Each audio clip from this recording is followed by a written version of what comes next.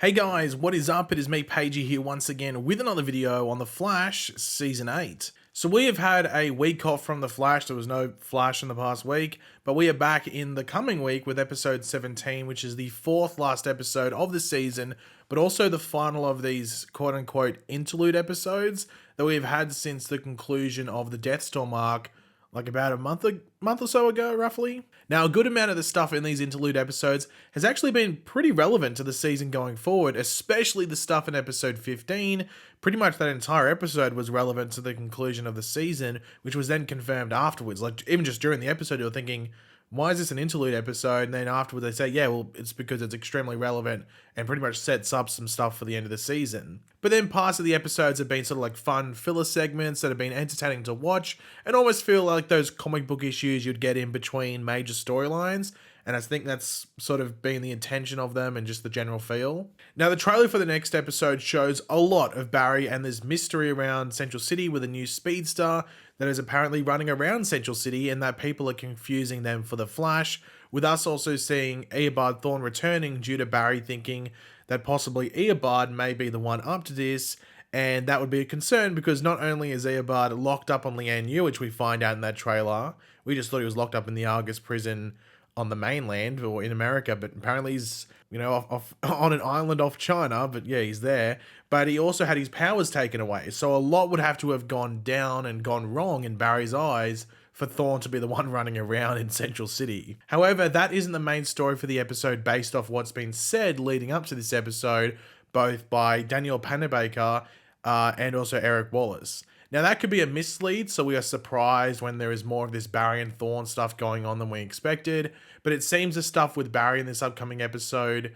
is like set up for the final graphic novel or storyline for this season, which properly starts in episode 18, and we actually got our first promo material for that episode. So throughout the video, we'll be going over that as well as some stuff for episode 17, but of course, throughout the video, be sure to let me know in the comment section down below your various thoughts, opinions, theories, everything like that. Always curious to read what you guys are thinking. And of course, if you're going to enjoy the, enjoy the episode, but enjoy the video, and you're looking forward to any of these episodes, why not drop a like on the video to show your support. So episode 18 has a bit of a, like, season 1 tie to it, or something like that, I guess you'd put it, at least in regards to its title. And that title is The Man in the Yellow Tie, which of course, the similarity being to the season 1 mid-season finale, or episode 9, which was called The Man in the Yellow Suit. And that was the episode where Barry had his first fight with Reverse Flash. It's like that, it's that like iconic thing you always see, where it's like Barry looking at his window at his lab, I think it is, and then he looks like a rooftop and there's like a flash of light and he sees Reverse Flash there with the glowing red eyes and stuff like that. That was from that episode. But let's actually go over that synopsis. But first, of course, before we can actually break it down, we have to read it out. With a new Speedster in town, the Flash gets much more than he bargained for. Meanwhile, Cecile's powers experience a growth spurt, allowing her to aid Team Flash on an entirely different level. Now, I'm just going to get this out of the way quickly because I know some people will be losing their minds, or at least worried that they are going to lose their minds in a certain amount of time. And of course, that is in regards to that last part of the synopsis with Cecile. I've seen people making out that now this is like a Cecile-based episode or something like that due to that last sentence and it taking up most of the synopsis. But we've had that multiple times, not only this season, but just on the show in general with supporting characters and them taking up most of that back half of a synopsis. And then the actual episode, that stuff is like 2 to 3 scenes, maybe like 5-6 minutes of screen time if you're lucky. Or unlucky, I guess. I know which way you'd put it. Now, obviously, the Cecile stuff could be most of the episode. I could be completely wrong. But they haven't said anything sort of promoting it in regards to like Cecile getting any major focus in this episode, in interviews and anything like that, like they have with Allegra, for example, in this week's upcoming episode. Like, they've made it clear in interviews and stuff, this week's episode is an Allegra-focused one, despite what the trailer might try and tell you. Chester, for example, had something similar with him in the episode 15 synopsis, and his stuff was like, as I said before, like 2 or 3 scenes that were just placed in the episode at certain points to break up all the Still Force craziness that was going on. But yeah, as I said, I could be wrong. It could be a complete Cecile-focused episode with 2 minutes of Barry, but I just think that Cecile stuff will just be like that stuff with Chester, because they aren't going to spoil much of what's going on with Barry in this episode, in the synopsis of all places. And this episode's synopsis is sort of relying off, I guess, reveals in episode 17. So they're not going to spoil that reveal in the synopsis, you know what I mean? But speaking of Barry and what's going on with him in this episode, as I said, the stuff in this week's upcoming episode, episode 17, clearly plays into this episode, as this new speedster is still the main topic on, I guess, the mind of us, the audience, but also on Barry's mind specifically. So the synopsis, once again, references a new speedster in town, and based off the trailer for this week, it's not Earbud. Now, we have known for, I'd say, 2 months, I want to say. Time's a weird thing. I can't remember half the time, but half the time, there you go. But anyway, I'd say 2 months or so ago from now, something like that, that Fast Track will be a part of this season. Now, Fast Track, of course, being a new speedster for the show, but is also only introduced in the comics in the DC Rebirth run. And we, of course, back in episode 6 of this season, saw Bart and Nora visit Fast Track Labs. And even in, I think it was episode 15, saw that Iris was writing an article on Fast Track's labs and them being the new hot thing in the tech world, which I guess is I saw people bring this up. I think it was in the trailer breakdown for this week's episode, because I mentioned, because that had the Speedster whole thing in that trailer and stuff, and we're talking about Fast Track Labs. But then Iris's article says they're the new hot thing, but that episode with Bart and Nora took place 8 years ago in 2014. It's God, they took a while to... they looked all up and running and stuff. They took a while to get their name out there. But I guess, better late than never, if you want to put it. But anyway, in regards to the name of Fast Track or Fast Track Labs, they've sprinkled that name of Fast Track throughout the season already in those episodes I mentioned before. And if Fast Track is Mina Darwan like the comics, then we also had Mina Darwan referenced back in episode 1, I think it was, of season 7, when Chester was reading one of her books.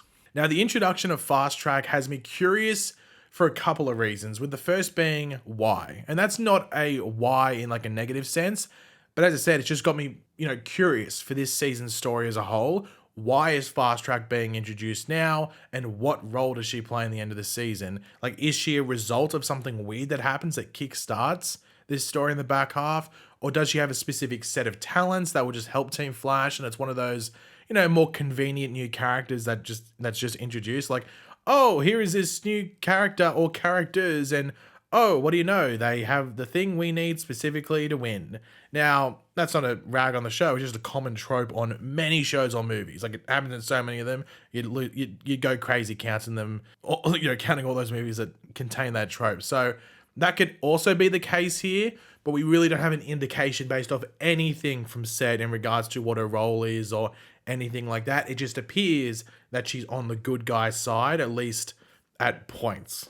I guess we'll wait and see how that plays out come the end of the season. Now, as I said in my trailer breakdown for episode 17, it appears that at one point we do see Barry chasing another speedster who looks to be emitting red energy or streaks, similar to someone like Reverse Flash, which would maybe be why Barry assumes that it is Thawne, despite where Thawne should be. And some people do think that maybe Fast Track gets her speed after Earbud lost his back in Armageddon, shoots out of Star Labs, maybe he was trying to find a new host, whatever it might be. That could easily be the case. But there is also a chance that Fast Track gave herself speed in a somewhat similar way to how Earbud gave himself speed in the future through an artificial speed source or speed force, whichever way you want to put it. So maybe that's why hers is red as well. It maybe went down some similar ways. Who knows? I guess we won't have to wait too long to find out in regards to why it's like that, if that red streak is Mina or Fast Track, might I say. Now, also in the synopsis, due to this new speedster in town, the Flash gets much more than he bargained for. So what does that mean? Now, this can mean, specifically just because of the new speedster, because of a lack of experience, maybe a lack of discipline, maybe a lack of rules. They're just going about doing things the way they want to do it. Just sort of like we saw with Wally early and even Barry early on as well. But also, if Fast Track is Mina, she is quite a smart cookie, so maybe she throws a lot of science into what she is doing and what she could potentially do and the limits and everything like that. So that in itself could cause more issues and stress than Barry could even predict, and maybe even makes her theoretically or hypothetically in regards to once she gets used to her powers a bit more, maybe even potentially a better speedster because she can think on the go in a more scientific way in regards to problem solving. But I don't know, maybe it could cause a bit of drama just because she's not used to the powers as of yet, but she's got the knowledge in regards to how she could use them. But everything in theory doesn't work out in practice a lot of the time, so maybe that could be some of the issues that arise. But to finish off the video, we will quickly go over the promo images for episode 17, this week's episode, so airing in 5 days, something like that.